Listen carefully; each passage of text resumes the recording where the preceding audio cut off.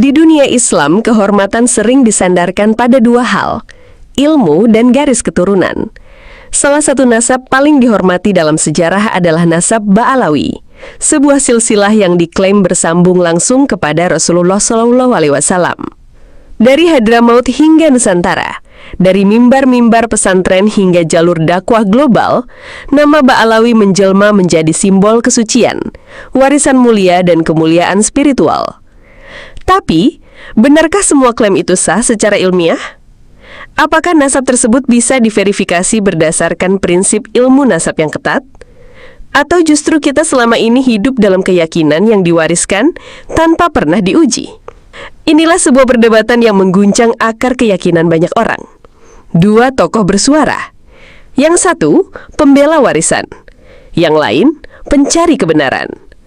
Dr. Basdip, akademisi dan pembela kehormatan Ba'alawi. Kiai Haji Imaduddin Usman Al-Bantani, ulama kritis yang menguji silsilah dengan pisau logika dan dalil sejarah. Inilah pertarungan gagasan, bukan antara dua pribadi, tetapi antara keyakinan lama dan kesadaran baru. Selamat menyimak. Bagian 1. Pendahuluan dan pokok masalah. Saya ingin memulai dengan menyatakan bahwa nasab Ba'alawi bukan sekadar sejarah. Ia adalah warisan suci yang telah disepakati para ulama dan dicatat dalam berbagai kitab klasik. Menolak keabsahannya sama saja dengan menentang konsensus ulama sepanjang zaman. Saudara Basdip, mari kita berdiri di atas adab dan ilmu. Saya tidak sedang menolak kebaikan individu. Saya hanya mempertanyakan validitas klaim nasab Ba'alawi, bukan dengan hawa nafsu, tetapi dengan metode ilmiah, bukti sejarah, dan kaidah ilmu nasab yang sah. Tetapi bagaimana dengan kitab-kitab seperti Syamsu Az-Zahirah, Nubzah Latifah, Al-Jundi, dan karya-karya nasab lainnya? Mereka menyebut nama-nama tokoh Ba'alawi secara runtut. Apa yang lebih otoritatif daripada itu? Kitab-kitab itu ditulis berabad-abad setelah klaim nasab ini lahir. Tidak ada bukti tertulis dari abad pertama hingga ketiga Hijriah yang menyebut Alawi bin Ubaidillah sebagai keturunan langsung Rasulullah. Rantai silsilah itu melompat, kosong, dan terputus lebih dari 500 tahun. Ini bukan klaim ilmiah, ini asumsi. Tetapi nasab Ba'alawi diakui, dimuliakan, dan diikuti oleh jutaan umat. Apakah Anda akan menginjak perasaan mereka? Saya tidak menginjak siapa-siapa. Tapi saya menolak kebohongan, walau dibungkus dengan sanjungan. Nasab bukan soal perasaan, tapi soal kejujuran ilmiah. Pengakuan publik tanpa bukti bukan hujah. Itu hanya tradisi, dan tradisi tidak lebih tinggi dari kebenaran. Apakah Anda hendak mengatakan seluruh nasab Ba'alawi itu palsu? Saya tidak menyatakan. Saya menantang secara ilmiah. Tunjukkan silsilah lengkap dari Ba'alawi sampai Nabi dengan dokumen tertulis dari abad-abad awal, bukan kitab abad ke-12 yang hanya mengulang cerita lisan. Jika tidak ada, maka klaim itu gugur. Tetapi ada banyak makam, situs ziarah, peninggalan sejarah. Apakah semua itu dusta? Makam bisa dibuat, ziarah bisa direkayasa, sejarah bisa ditulis oleh siapapun. Tapi, nasab harus diikat oleh sanad, bukti tertulis, dan kesinambungan ilmiah. Kalau hanya mengandalkan batu nisan dan cerita lisan, maka semua orang bisa mengaku cucu Nabi. Tetapi ini bisa menimbulkan keresahan sosial. Umat bisa bingung. Anda membuka konflik. Kebenaran tidak lahir dari kenyamanan. Jika umat terus ditidurkan dengan dogma palsu, maka ketika mereka terbangun, yang hancur bukan hanya keyakinan, tapi juga akal mereka. Saya tidak membuka konflik, saya membuka kesadaran. Kalau begitu, apa langkah Anda selanjutnya? Saya telah menulis 2 buku yang penuh dalil dan data. Saya undang siapa saja membantahnya, bukan dengan nama besar, bukan dengan popularitas, tapi dengan ilmu dan bukti. Jika Anda bisa buktikan silsilah itu sah, saya akan mundur. Tapi jika tidak ada yang mampu menjawabnya, maka umat berhak tahu. Selama ini, mereka telah hidup dalam cerita yang tak pernah diuji. Bagian 2. Sanggahan terhadap kitab-kitab. Rujukan Ba'alawi. Nasab Ba'alawi telah tercantum dalam banyak kitab besar, seperti Syamsu Az-Zahirah, Nubzah Latifah, dan karya-karya Al-Jundi. Semua itu menjadi rujukan ulama dan pegiat nasab dari generasi ke generasi. Saya kira tidak layak jika Anda mengabaikan otoritas kitab-kitab tersebut. Saya tidak mengabaikan. Saya meneliti. Kitab-kitab yang Anda sebut, semuanya ditulis jauh setelah masa yang mereka bicarakan. Sebagian besar bahkan baru muncul pada abad ke-10 hingga ke-14 Hijriah. Itu terlalu jauh dari zaman para tokoh yang diklaim dalam silsilah. Dalam disiplin ilmu nasab, sumber sekunder seperti ini harus dikritisi, bukan diterima begitu saja. Tapi para penulisnya adalah ulama besar yang disegani. Mereka bukan orang sembarangan. Kita tidak layak meragukan integritas mereka. Saya tidak meragukan akhlak para penulisnya, tapi kita berbicara tentang data, bukan semata reputasi. Fakta tetap harus diuji. Kitab-kitab tersebut tidak menunjukkan rantai sanad nasab yang bersambung secara historis dan ilmiah. Nama-nama dalam silsilah Ba'alawi dimunculkan tanpa dukungan bukti tertulis pada setiap generasi. Di situ masalahnya. Tapi faktanya, silsilah itu terus ditulis ulang dan dijaga turun-temurun. Bukankah itu bentuk kontinuitas? Bukan. Menulis ulang bukan berarti menjaga kebenaran. Itu bisa berarti mengulang asumsi.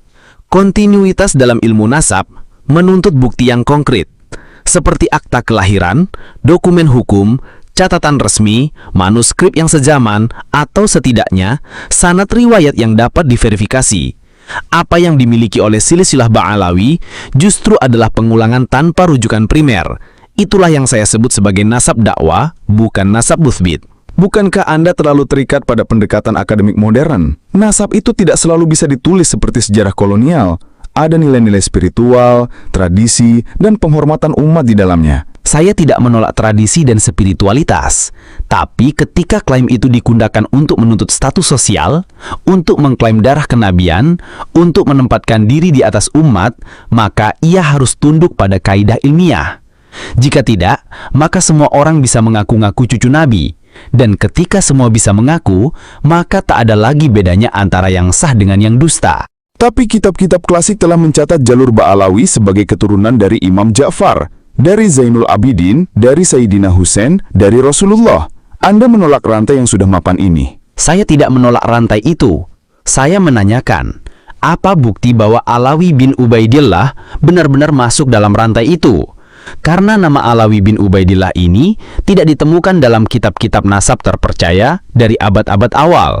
Ia muncul begitu saja, tanpa asal-usul jelas, tanpa dokumen sejarah, dan tanpa disebut dalam kitab nasab primer seperti karya Ibnu Hajm atau As-Sama'ni. Tapi banyak habaib dan ulama yang sudah mengakui kebenaran nasab ini. Apakah mereka semua salah? Mereka tidak salah. Mereka hanya belum pernah menguji klaim ini secara ilmiah. Banyak dari mereka menerima karena tak ada alternatif.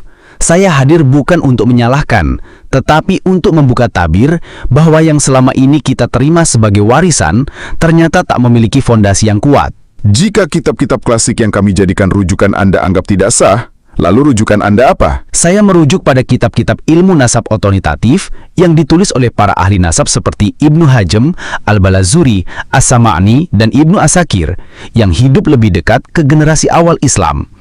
Tidak satupun dari mereka mencatat tokoh Alawi bin Ubaidillah sebagai bagian dari silsilah Ahlul Bait. Itu artinya, secara ilmiah, klaim ini tidak bisa diterima. Tapi bagaimana mungkin Anda lebih tahu daripada para habaib sendiri? Karena saya tidak membela identitas, saya membela kebenaran. Saya tidak berkepentingan dengan status. Saya hanya ingin menyelamatkan umat dari narasi yang tidak berdasar. Ilmu nasab bukan diwarisi, ia harus dibuktikan. Bagian 3. Penolakan atas nasab yang tidak memiliki rantai ilmiah. Kalau begitu, Anda menolak nasab Ba'alawi hanya karena tidak menemukan nama mereka dalam kitab-kitab klasik? Bukankah itu terlalu sempit? Ilmi nasab tidak melulu bersandar pada naskah tertulis. Saya tidak menolak karena tidak menemukan. Saya menolak karena tidak ada rantai ilmiah yang bisa dibuktikan.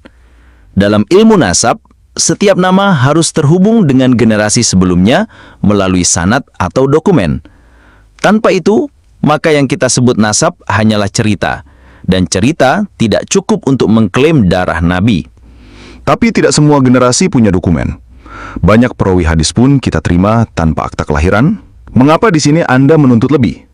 Karena hadis ditopang oleh sistem sanad yang ketat, yang diverifikasi melalui jalur riwayat, reputasi perawi, dan matan. Dalam nasab, sistem seperti itu juga ada. Tapi dalam kasus Ba'alawi khususnya dari Alawi bin Ubaidillah ke atas, Tidak ada satupun sanad atau referensi dari abad-abad awal yang menyebutnya. Ini bukan soal akta, ini soal tidak adanya jejak sama sekali selama lebih dari 5 abad. Jadi menurut Anda, klaim nasab harus terus-menerus bisa diverifikasi dari generasi ke generasi? Betul, itu prinsip dasar ilmu nasab. Harus ada kesinambungan. Kalau tidak, kita sebut dia munqata', terputus. Sama seperti hadis yang sanadnya terputus, maka ia tidak bisa diterima. Demikian pula nasab. Jika satu mata rantai hilang, maka klaim itu batal secara ilmiah. Namun apakah Anda tidak memberi ruang kepada istihad para habaib terdahulu yang telah menerima nasab ini? Saya menghormati mereka, tetapi saya tidak terikat oleh ijtihad yang tidak berbasis dalil. Hukum Islam tidak mewajibkan kita menerima klaim nasab hanya karena orang banyak telah mengikutinya.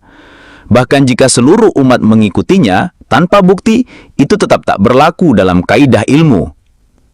Kalau Anda anggap terputus, bagaimana menjelaskan bahwa seluruh keturunan di Hadramaut dan Indonesia memiliki salinan silsilah Ba'alawi yang seragam?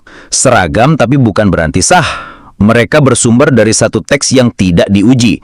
Sama seperti buku yang dicetak ulang berkali-kali, jika sumber awalnya keliru, maka semua cetakannya tetap salah.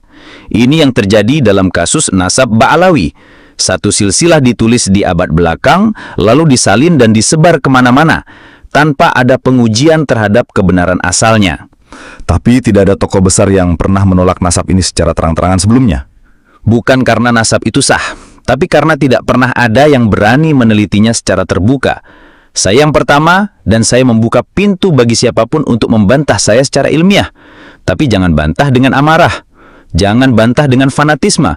Tunjukkan data, tunjukkan sanad, tunjukkan manuskrip sejaman. Kalau itu ada, saya akan akui.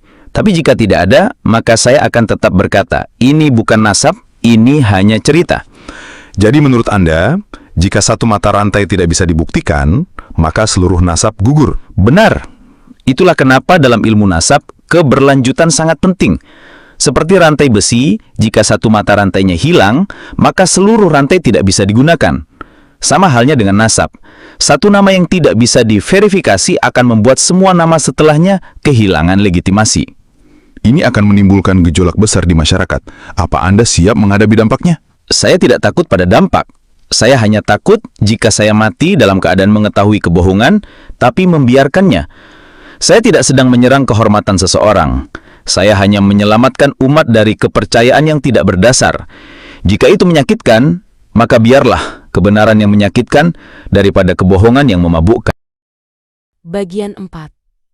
Bahaya sosial dari nasab fiktif dan ketundukan buta. Mengapa Anda begitu keras terhadap klaim nasab Ba'alawi? Apakah tidak cukup jika umat merasa tenang dan hormat terhadap mereka? Bukankah lebih penting menjaga persatuan daripada merusak kepercayaan umat?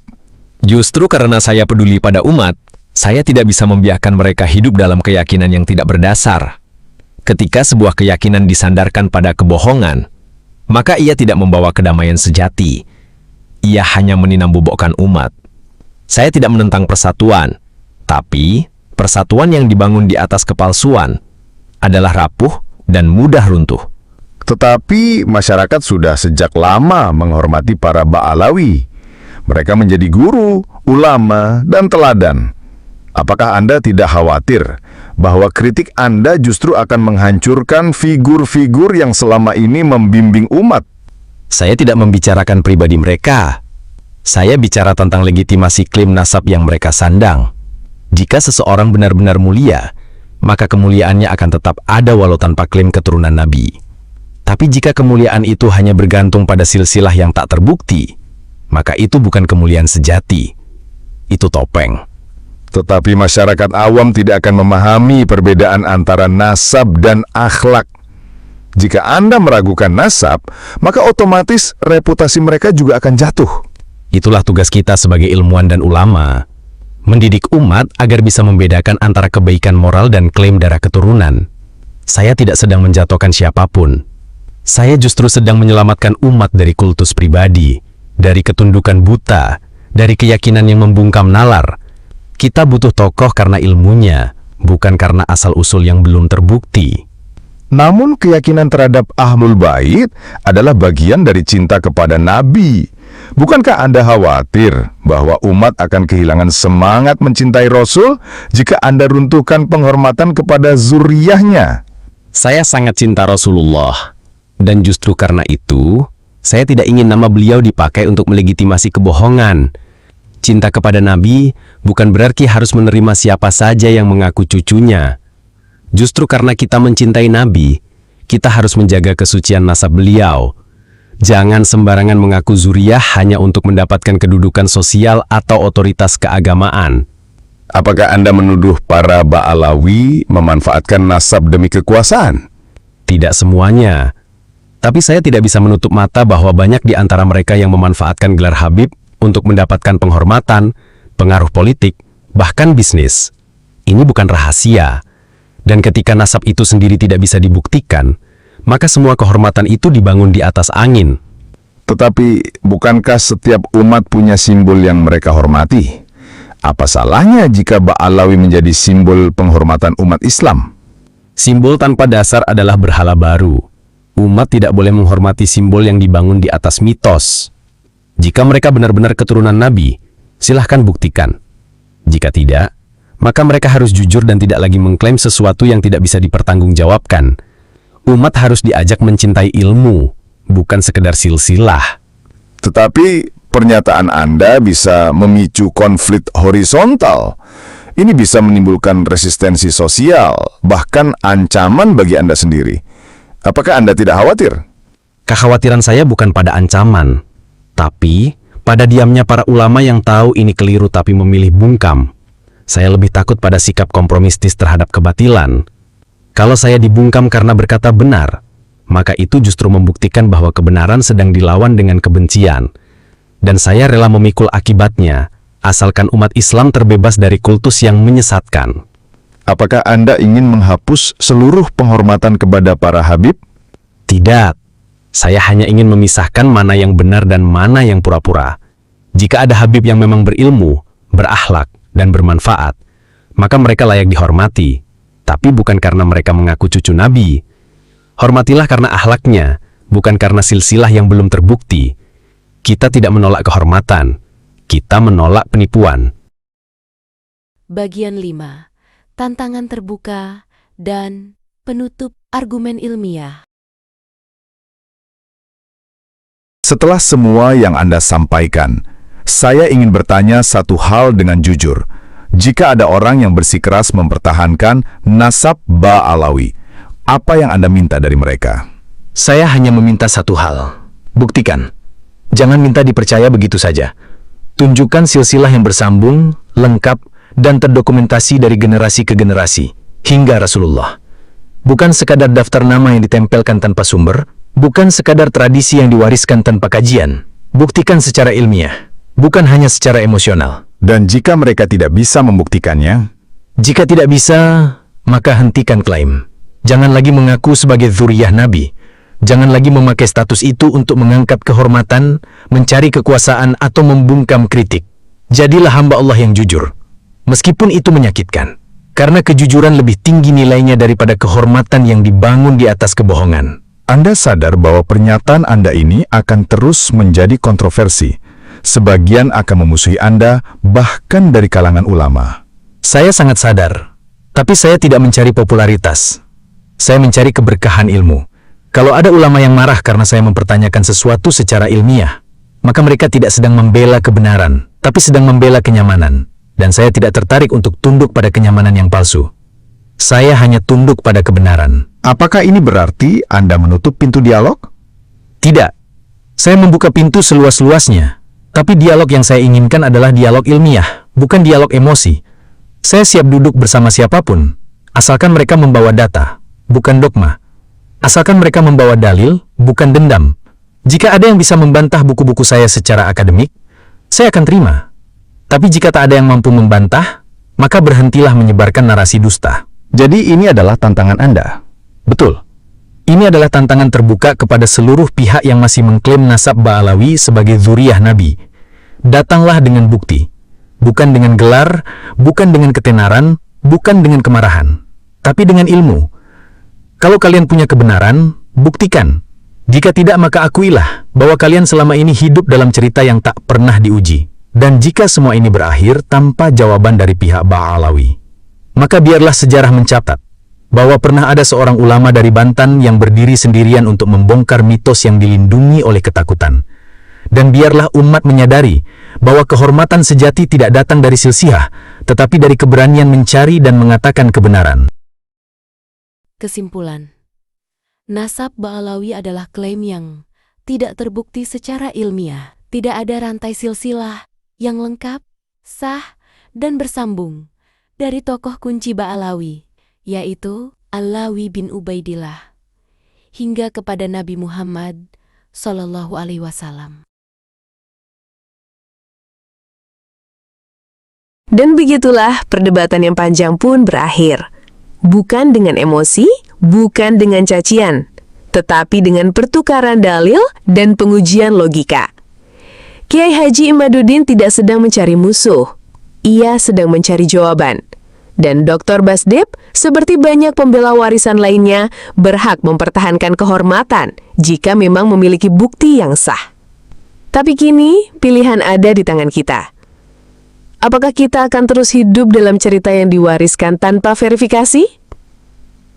Ataukah kita siap berdiri di atas fakta dan keberanian, meski itu berarti mengubah banyak hal yang dulu kita anggap suci? Kebenaran bukan milik siapa yang paling banyak pengikut. Ia milik siapa yang paling jujur mencari. Dan hari ini, kita diberi kesempatan langka untuk menyaksikan sebuah babak penting. Upaya membongkar klaim yang selama ini tak tersentuh. Bukan untuk menjatuhkan, tapi untuk memuliakan kebenaran. Karena pada akhirnya, darah tidak akan menyelamatkan siapapun. Yang menyelamatkan adalah kejujuran, ilmu, dan amal.